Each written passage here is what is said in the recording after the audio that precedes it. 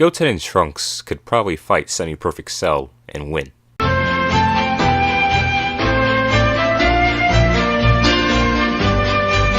Hello there, fans of this pre-duel channel. We're on the path to me talking about the strength of Pan. I keep mentioning it and not showing anything. At this point, I'm a worse tease than a booby streamer.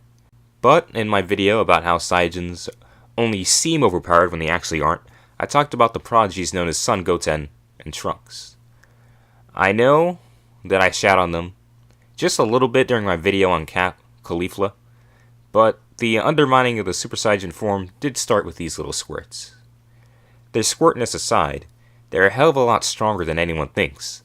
I remember during Dragon Ball YouTube's boom in 2015, when people like Quaman were asking if Goten could defeat Frieza.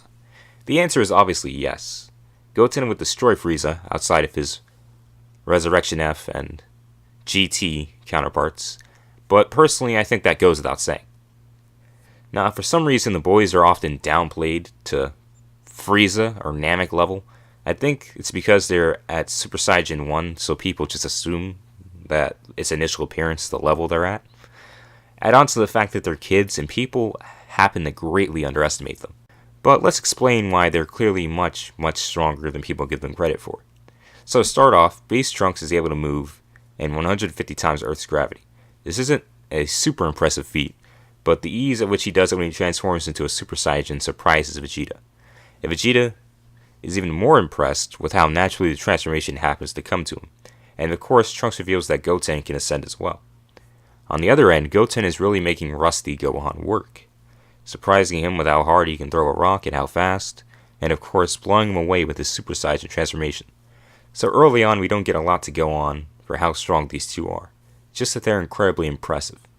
Gohan is even worried that if he doesn't stay on top of his training, they'll surpass him. Though the Budokai is where we get to see their powers shine the most, as Goku is very impressed with their sparring match. And the only real downside to their skill is Goten's lack of ki control. Trunks, however, has a much better handle on it. This is why during the battle with number 18, he and Goten purposefully hold back their ki blast. And even then, number 18 is shocked by the destructive power and no longer wishes to fight the boys. Rather, instead, she wants to win via technicality. This is important because of how powerful number 18 was during the Cell Saga. I'm sure most of you DB fans don't need a refresher, but let's do it anyway, just to show what kind of monster number 18 is. 18 was able to casually match and overpower Super Saiyan Vegeta, breaking his arm with her pure physical strength, the same Vegeta who surpassed Son Goku, who had been training for 4 years after the fight with Frieza. 3 of which were incredibly intense in preparation for the artificial humans. 18 didn't even flinch facing off against Stage 1 Super Saiyans. In addition to defeating Vegeta, the same sword Trunks used to kill Frieza shattered on her arm. And then she starts sweating, seeing a suppressed ki blast for Trunks. This alone should be enough to put Goten and Trunks above 18. And prove that they're a lot stronger than people give them credit for. 18 didn't even want to fight them anymore. She wanted to end the match on a technicality. People need to really think about that. Alright, if they were really as weak as Namek Saga Goku, 18 would have been able to one-shot them. Alright, and 18 isn't exactly known for her compassion. Because I've heard a lot of people give excuses for 18 being worried about collateral damage and whatnot, but in addition to this just flat out not being your character, what are they talking about? We have to keep in mind that Dragon Ball is a story. It has a narrative. Little bits like this are meant to get us thinking. In this instance, 18 is being used to show the boys' insane potential. Just like how earlier in the arc, Toriyama hand waves away Tien's absence by saying Krillin and the crew haven't seen him in years. And their insane power is supported by events following this.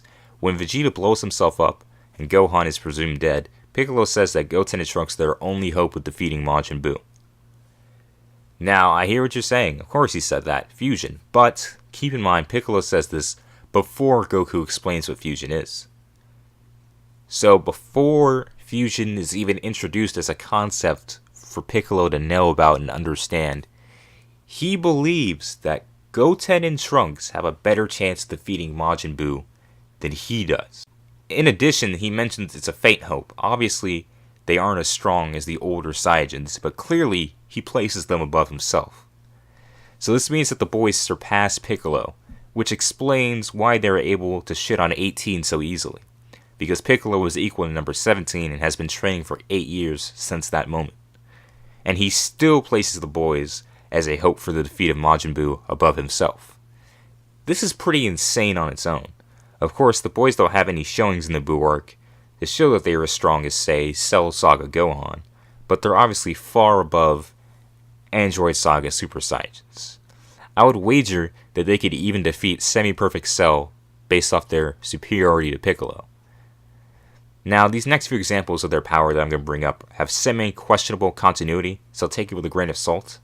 But if you watch my continuity video, you know you can do as you please when it comes to continuity, so it doesn't even really matter.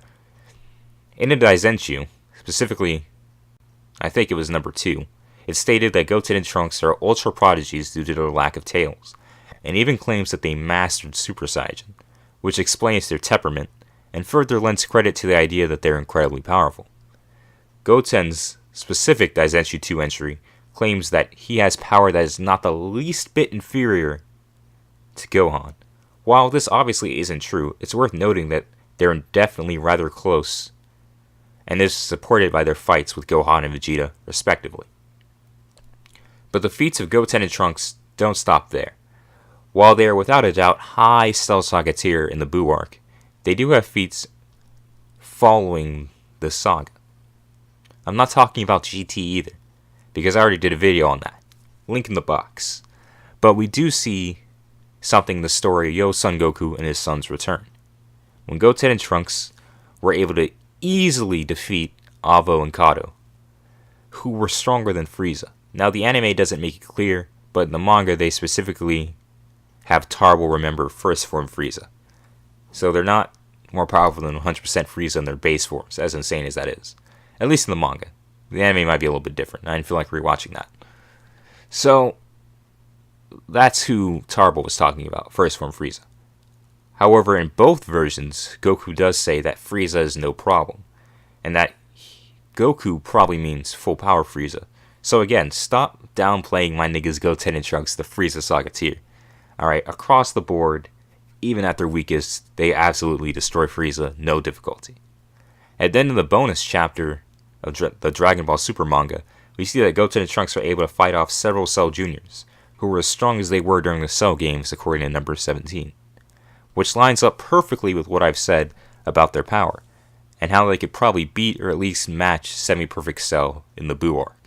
They definitely trash him now, 6 years later, using the bonus chapter as a frame of reference. And then of course you could even mention the fact that in the anime, Trunks was able to raise his ki to a high enough level that Goku could sense it. Now, personally, I would probably categorize this as being very, very inconsistent, but it was still worth mentioning, so, like I said, take it with a grain of salt. But, there you have it. The true power of Goten and Trunks.